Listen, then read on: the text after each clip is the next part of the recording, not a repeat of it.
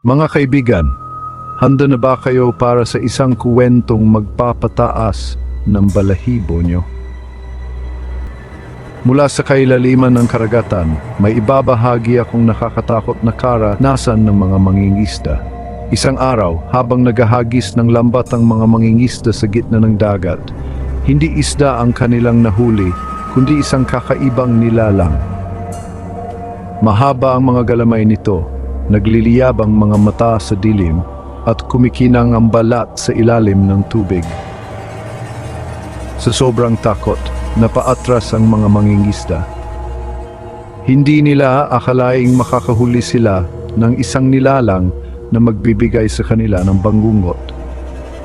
Sabi ng mga eksperto, maaring isang bagong uri ng hayop ang nilalang na ito.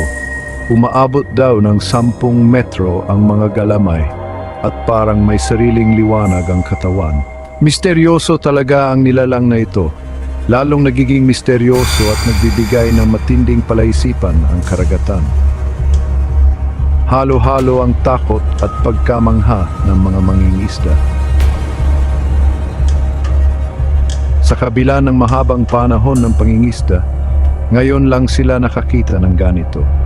Kumalat ang kwento ng mga mangingisda at naging usap-usapan sa buong bayan.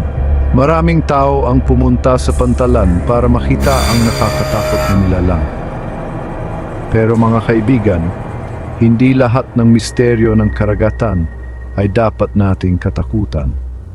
Ang bawat bagong tuklas ay nagpapalalim sa ating pag-unawa sa mundo. Sino nga ba ang nakakaalam? Baka sa susunod, kayo naman ang makahuli ng kakaibang nilalang mula sa kailaliman. Salamat sa pakikinig.